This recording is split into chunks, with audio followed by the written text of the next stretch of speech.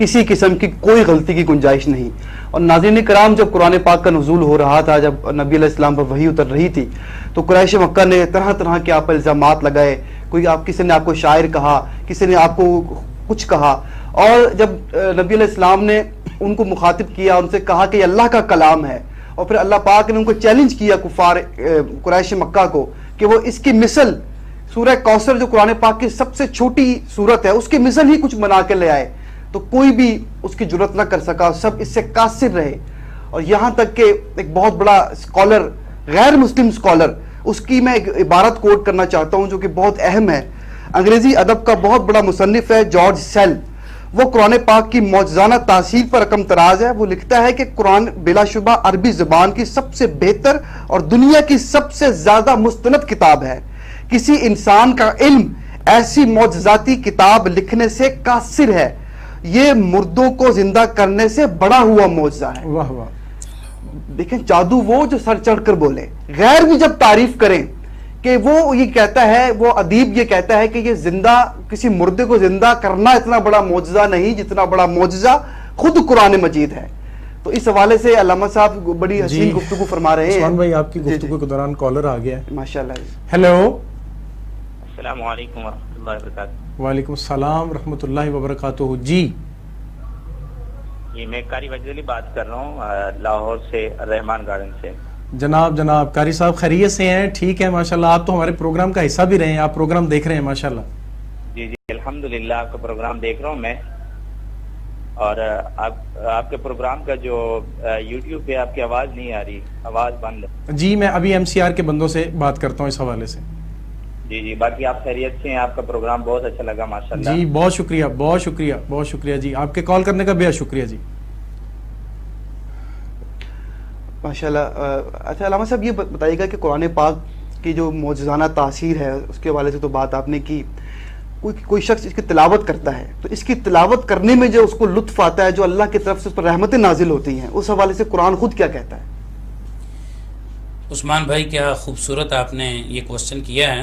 اور ابھی جیسے آپ نے ایک ادیب کی بات چھیڑی ہے تو میں اس کو بھی تھوڑا سورہ کوثر کا بھی آپ نے ذکر کیا ہے، آپ کا سوال اس سے ان ٹچ بھی ہے. عرب میں یہ دستور تھا، چونکہ ان کو اپنی فصاحت و بلاغت اور اپنی زبان پر، عربی لینگویج پر ان کو بڑا عبور تھا اور اس پہ وہ بڑا ناز کرتے تھے. اور یہی وجہ ہے وہ اپنے آپ کو عرب اور اپنے مد مقابل سب لوگوں کو وہ عجمی کہتے تھے. عجمی گونگے کو کہتے ہیں. وہ کہتے تھے بولنا اصل میں ہمیں ہی آتا ہے، یہ تو گونگے ہیں سب لوگ جو دوسرے ہیں، یعنی ہم لوگ ان کے نزدیک گونگے ہیں. تو ان کا طرز طریقہ کار یہ ہوتا تھا کہ جب کوئی بھی شاعر کو کلام لکھتا تو کلام لکھنے کے بعد وہ کسی بھی چیز پہ اس کو تحریر کر کے تو وہ بیت اللہ شریف کی دیوار کے ساتھ لا کے اس کو لٹکا دیتے تھے. لوگ آتے طواف کرتے، ظاہر ہے مکہ المکرمہ سے بھی ہوتے تھے اور دوسری جگہوں سے بھی لوگ آتے تھے، شام سے، عراق، ایران، دیگر ممالک سے بھی لوگ آتے تھے، اس کو پڑھتے تھے. پھر وہ پڑھ کے اگر وہ ان کو کلام پسند آتا وہ اس کی تحسینات کرتے، اس پہ اچھے اچھے جملے لکھتے، اور اگر کوئی غلطی ہوتی تو وہ یقیناً اس کی غلطی بھی نکالتے. اب جب مکے کے کفار نے، قریش مکہ نے جب یہ اعتراض کیا کہ یہ تو شاعر ہیں یا یہ تو جادو کرتے ہیں، تو اللہ کے محبوب علیہ السلام پہ اللہ تبارک و تعالی نے سورہ کوثر جو ہے وہ نازل فرمائی. اب سورہ کوثر جب نازل ہوئی، اللہ کے محبوب علیہ السلام نے اس کی کتابت کروا کے تفسیر ساوی میں امام ساوی رحمۃ اللہ تعالی نے اس بات کو جو ہے وہ نقل کیا، اور بڑی خوبصورت یہ بات ہے. تو یہ 3 آیات پہ مشتمل ایک چھوٹی صورت ہے. انا اعطیناک الکوثر فصلی لربک وانحر ان شانئک هو الابتر. اس کو تحریر کروا کے تو بیت اللہ شریف کی دیوار کے ساتھ جو ہے وہ اس کو لگا دیا جاتا ہے. اب اپنے بھی آتے ہیں، بیگانے بھی آتے ہیں، پڑھے لکھے بھی آتے ہیں، ان پڑھ بھی آتے ہیں. تو یہ کلام جب ابو جہل نے پڑھا، جن کو ابو الحکم پہلے تو کہا جاتا تھا، تو پھر قرآن اور عظمت قرآن اور صاحب قرآن اور اسلام کو نہ پہچاننے کی وجہ سے اس کو ابو الحکم نہیں بلکہ ابو جہل قرار دیا گیا.